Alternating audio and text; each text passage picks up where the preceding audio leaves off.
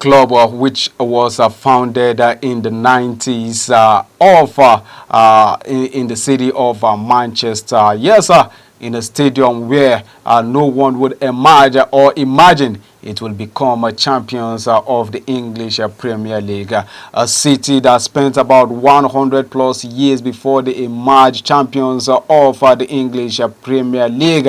A city that has become a number or a name in the English Premier League, a city that actually has come to be a name to stay in the English Premier League. This is none other than Manchester City. Pep Guardiola has done it once again. 15 trophies. 16 trophies in 15 league trophies in all competition, both in the German Bundesliga, in the Spanish La Liga, and in the English Premier League. This man has done it for the first time in the history of English football to go quadruple in a row with the English trophy. This man has done it again, and Manchester City are the first team ever in the history of the English Premier League to go 4 straight wins in the English Premier League. The first team, like I told you last weekend, that did it was none other than Manchester United, which went 3 straight wins, 3 consecutive seasons, and this time around it is Manchester City. They are lousy neighbors according to what they say and how they call them. They are the ones making the noise this time around with medals. They still have one more trophy to go down with next week Saturday, which is the FA Cup tie against their arch rivals, their neighbors, who also they call the Theatre of Dream, Old Trafford, Manchester United, in the Wembley Stadium, where they'll be slugging it out in the FA Cup final. What do you think about that game? Also, do you think it's going to be another triumph for the Pep Guardiola side, or probably an Erik ten Hag surprise will be coming down to party? And these and more right here on your number 1 star. My name is Ruben Musago, RMG. Do join me once again after this break.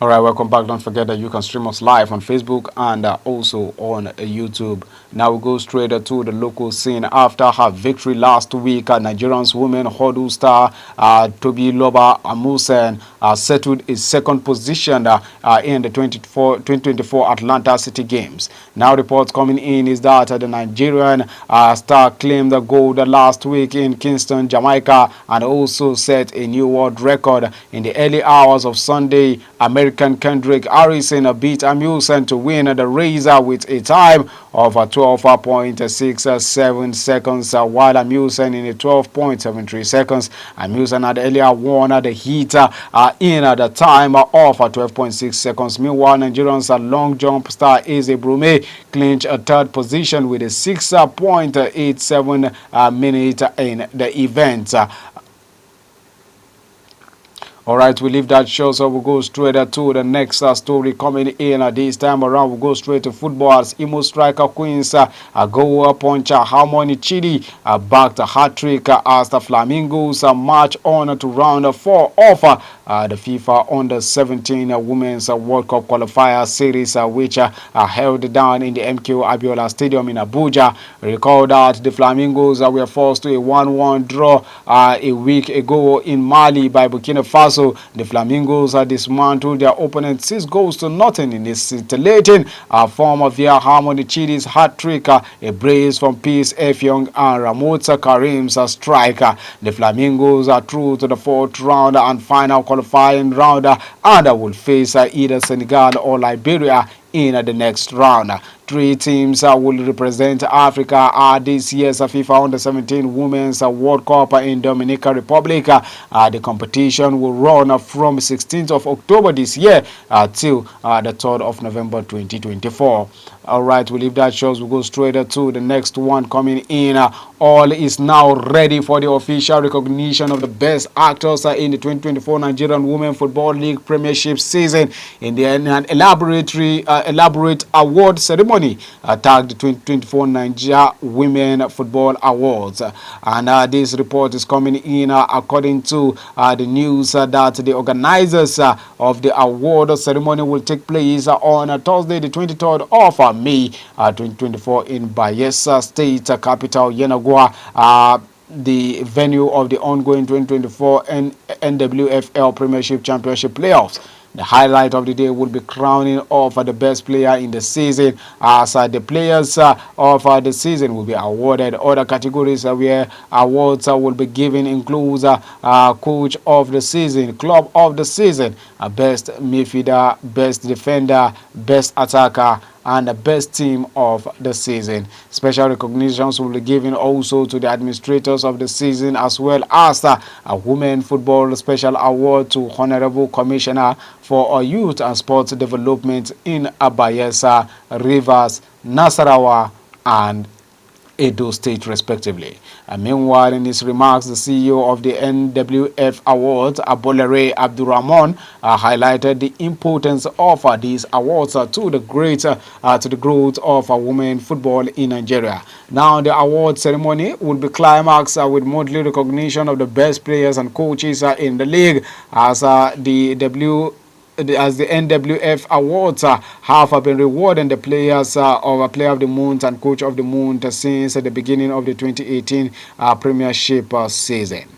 We leave that shows now. We go straight to another story coming in after struggling in the past few games. Rivers United has finally bounced back to winning ways. Congratulations to the lads. As reports coming in from the Rivers team, the Pride of Rivers has recorded back-to-back defeat against Sunshine Stars and Abia Warriors in their past two matches. The Rivers State-based club faced Niger Tornadoes on Sunday evening, and their final rescheduled game and recorded a 3-2 win after a hard-fought night. The skipper Nyama Nwagu put the host ahead in the 16th minute before Udom Ekuret made it 2 in the 21st minute. Clayton Jeffers scored the third goal in the 60th minute before Sadiq Abubakar reduced the deficit in the 63rd minute, and it was almost saying good night until when the atmosphere became charged in the 77th minute when Bashir Umar made it a 3-2 from the penalty spot in the 77th minute. Meanwhile, Tornadoes threw everything forward, searching for an equalizer, but they were unable to breach the back line of the host as the game ended 3-2 in favor of Rivers United, and the rescheduled games will be resuming next month. Ahead of the 2026 FIFA World Cup qualifying games, the African soccer body FIFA CAF has announced the venue and kick-off for the Cheetah of Benin Republic and Nigerian Super Eagles games are scheduled for later June next month.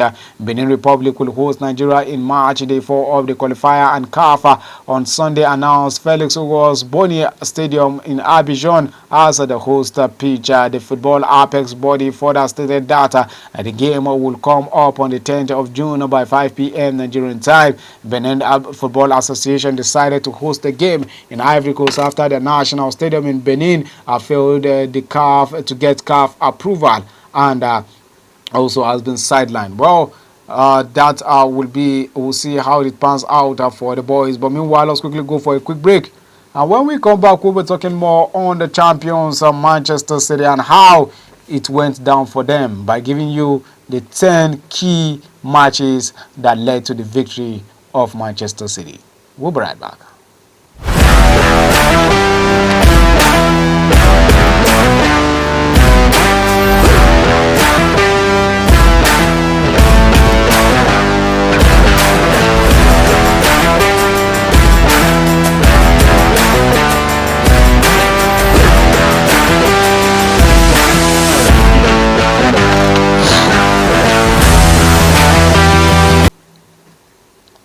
All right, glad to know you're still with P&B Sports. Don't forget you can reach us live or on Facebook and also on YouTube on Politics and Business Television TV /English there. Now let's go straight up to England where the whole Premier League comes to an end with Jadon Club's final game as Liverpool manager ended with a victory over Wolverhampton Wanderers amid emotional scenes and tears at the Anfield. Liverpool's fan made it their business to dedicate the whole occasion to giving thanks and paying tribute to the best manager of all time, according to them, who has brought such success to the club in the span of 9 years' reign. The clubs players delivered their part of the bargain with a comfortable 3 points in an atmosphere that was part carnival and part a sad farewell to the German boss, who was given a rapturous reception before kick-off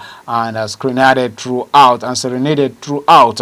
Liverpool owner John W. Henry flew in from Boston to pay his own tribute to club, whose crowning achievement were winning the UEFA Champions League in 2019, the club's sixth win in the tournament, and their first league title in 30 years the following season. The game itself was almost a sideshow as Alexis Mac Allister headed a Liverpool header in the 34th minute from Harvey Elliott cross, and Jero Kwanzaa added a second from almost on the goal line 6 minutes later as they finished the season third in the English Premier League after winning the Carabao Cup the same season. The goals came after Wolves had Nelson Semedo sent off by referee Chris Kavanga after a video assistant referee review a high challenge on Mac Allister.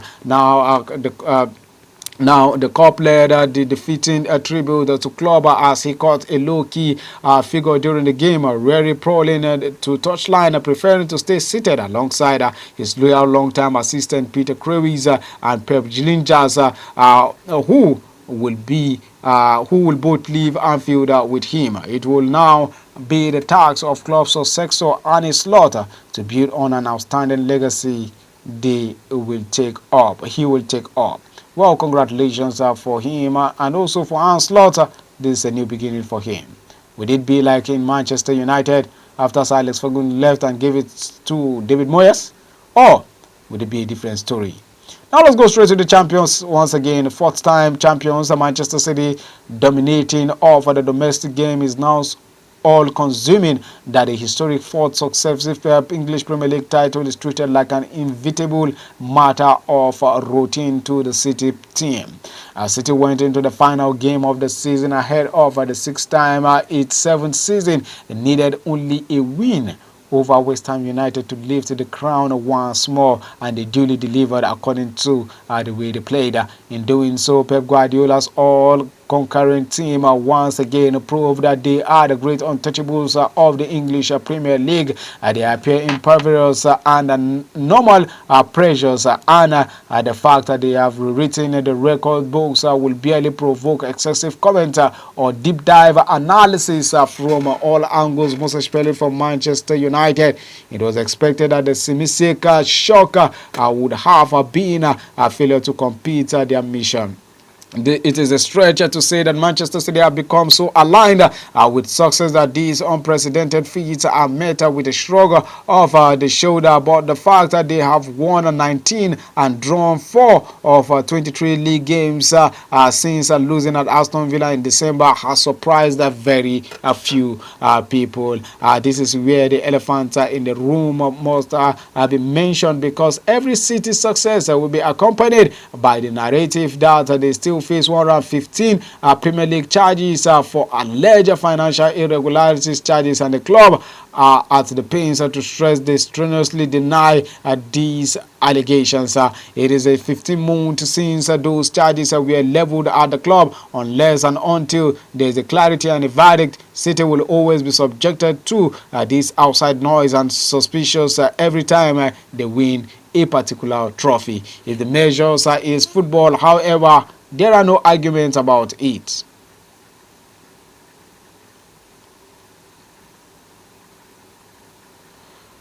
All right, still maintaining the champions. It has been one of the greatest title race in English football as seen with the season's English Premier League decided on the final day for just the 10th time. Manchester City, Arsenal and Liverpool had fought over top spot before Jurgen Klopp Reds fell off the pace and in the closing weeks. And in the end, Manchester City took the crown after beating West Ham United to secure a historic 4th title in a row, finishing 2 points ahead of Arsenal, who were also predecessors of last season with such fine margins. Here we look at the 10 matches that we think the English Premier League was won and also was lost. We start up with the Sheffield and Manchester City game where City won 2-1 on the 27th of August. Man City were minutes away from slip up just 3 games into the season against the promoted Sheffield United.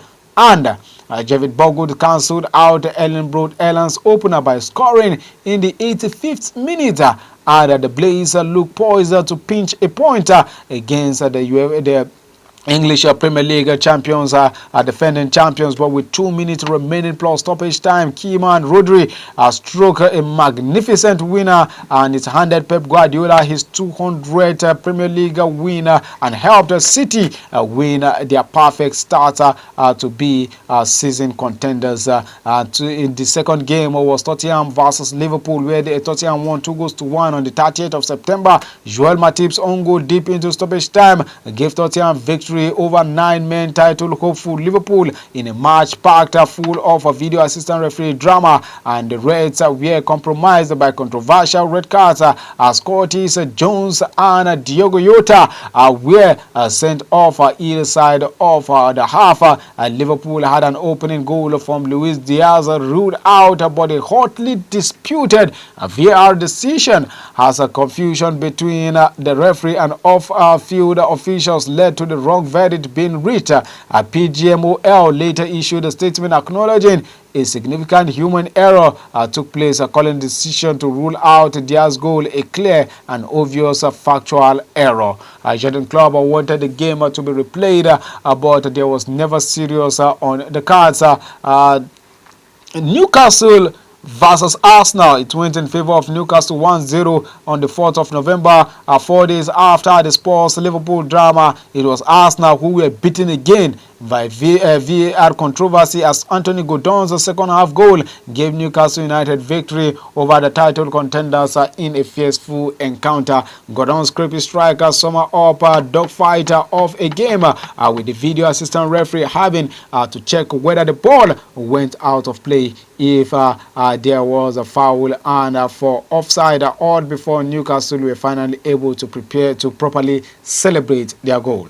On the 31st of December, Fulham defeated Arsenal 2-1. Arsenal ended 2023 in a desperate form, having already lost to Aston Villa and West Ham United in December. They were then beaten by another Londoners, Fulham, despite taking a 5th minute lead. The Cottagers drew level through Raúl Jimenez and Bobby de Cordova. Red scrambled a winner just before the hour mark. Arsenal would not lose again in the league until April, but given the closeness of the title race, their 3 drop points against Fulham seem key. The loss left Arsenal 4th and 2 points behind then leaders Liverpool and level on points with Manchester City, who had a game at hand as at that time. Newcastle United losing to Manchester City 3-2 on the 13th of January. At one point in January, Manchester City were 5 points behind the leaders at Liverpool and 2-1 down to Newcastle United in St James's Park. Kevin De Bruyne made all the difference in City's recovery on Tyneside, coming up from the bench for his first appearance since suffering a hamstring injury in August, and his first appearance in the English Premier League shows to make it a mouth-watering moment. He equalized in the 74th minute and set up Oscar Boba, who won the game with his first Premier League goal in history in injury time. The results meant Man City were just about keeping in touch. Brentford lost 3-1 against Manchester City in February 5th. Manchester City did not have the greatest record against Brentford, even losing home and away to the Bees last season. They went a goal down in February, but at GTech Community Stadium they needed some Phil Foden brilliance to go in level at halftime. The man Phil Foden, the Englishman, added 2 more goals after the restart to complete his second Premier League hat-trick and send City up to second above Arsenal. It was a match that proved 2 things. City were still in the title race, and Phil Foden was becoming undroppable in Pep Guardiola's side. Liverpool won, Manchester City won on the 10th of March. Liverpool and City played out a thrilling draw to keep both teams on halter on Arsenal's heels in the month of March. City took a 23-minute lead from a slicky corner to routine, but were pegged back through Alexis Mac Allister's penalty in the 50th minute after goalkeeper Edison fouled Darwin Núñez in that tracker. In the closing stage, the Reds created chances after chances, while City twice hit the woodwork on the breaker. The match almost had a final twist as City's Jeremy Doku caught Liverpool's Mac Allister with a high foot in the box in the final seconds, but nothing was given.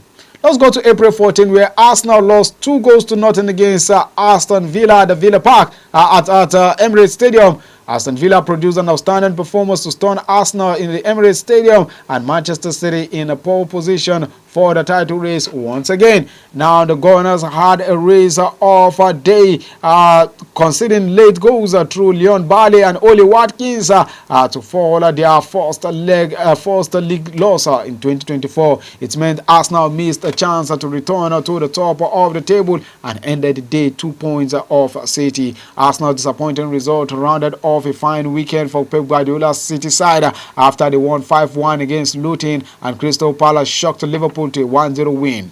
Let's look at on the 24th of April 2024, where Everton defeated Liverpool in a Merseyside derby 2-0. What did Liverpool really lose the league at Goodison Park? The crack started to appear 10 days earlier with a home defeat by Palace, missing out on the chances to go top and staying 2 points behind leaders City. Gerard Brentwain's goal, first half goal, and a top coming in from the striker Dominic Calvert-Lewin after the break gave Everton first Merseyside derby win at home since October 2010. It left Liverpool 3 points adrift of Arsenal and just 1 point ahead of City, who had played 2 games fewer. Now, subsequent draws against West Ham United and Aston Villa meant the club side were mathematically out of the title race with 2 games still yet to play in the league. Now, let's go straight to the 4th of May 2024. Tottenham Hotspurs are losing to Manchester City 2-0 at the White Hart Lane. Man City moved 1 point, 1 win from the historic 4th successive Premier League title with victory at Tottenham, a match which had been pursued or penciled in by many as a final big hurdle in the title race. Ellenbrook Ireland scored a double to settle title encounters, in which substitute keeper Stefano Ortega disputed superbly for the visitors. The American did well to deny Spurs captain Son Heung-min, who had a golden chance to equalize just before City's second. According to Opta, Arsenal would have had an 81% chances of winning the title if City had lost the game in Tottenham, and the 75% chances if the match had ended in a draw. City's 3-1 win against West Ham on the final day carried their air of inevitable about it as they lifted the trophy once more. Big congratulations to them. Now let's quickly round up with the result of games. The transfer rumors, where Manchester United won at least 75% of £75 million they paid to Borussia Dortmund for England winger Jadon Sancho, who would need to take a cut of £275,000 a week wages if the Bundesliga club completes a resign deal. RB Leipzig have offered 20-year-old Slovenian forward Benjamin Sesko, who has been linked with a move to Arsenal on a one-year contract extension. Meanwhile, we leave that show, so we go straight to Sheffield United, as they would have to pay a six-figure sum to Brazil midfielder Vinicius Souza. Former club Lommel had the 24-year-old started Sunday's game against Tottenham Hotspur. Meanwhile, reports in Alexis Mac Allister's native Argentina suggest that the 25-year-old midfielder has a £60 million release clause in his Liverpool contract, which could also trigger by the end of this season. And Bayern and Ajax continue to court Erik 54, and they believe that he will be sacked as Manchester United manager at the end of the season and either return to Holland or go straight to Germany. Spain goalkeeper David Raya says that he has had no discussion with Arsenal about whether they will make his loan move from Brentford a permanent deal. Tottenham Hotspur's manager Ange Postecoglou will prioritize signing a new striker, defense, and also a midfield, as he plans for a ruthless summer clear out. Meanwhile, history say that they are doing everything possible to keep manager Kieran McMahon amid growing interest from Manchester United, Chelsea, and Brighton FC. And Chelsea are no closer to agreeing a new deal with England midfielder and 24-year-old academic graduate Conor Gallagher, who is linked with Aston Villa and Tottenham Hotspur, and could be sold by the Blues to appear the Premier League's profit and sustainable rules. And also Arsenal chairman Chosen Kroenke has told fans that the club will not stand still as they will search for signings to help secure a domestic and European silverware by next season. Meanwhile, the boss of Chelsea, Mauricio Pochettino, says that he would be happy to retain 80 to 85% of his squad next season. West Ham are closer to signing 18-year-old English defender Lewis Brown from Arsenal by the end of the season. And France forward Kylian Mbappe could be left out of Paris Saint-Germain squad for the French Cup final against Lyon after winning the League Cup for them. Real Madrid midfielder Aurelian Tchouameni will not be fit in time for the Champions League final, with the France international still struggling with a foot injury, according to news coming in from Marca in the Spanish side there. Now, Barcelona boss Xavi is still in the dark over his future before an end of the season meeting with club president Joan Laporta coming in. Well, that is the size of the package of this beautiful Monday morning, the first edition of the week. So we'll meet tomorrow for another exciting moment. My name has been Rido Musago RMJ. I say bye for now.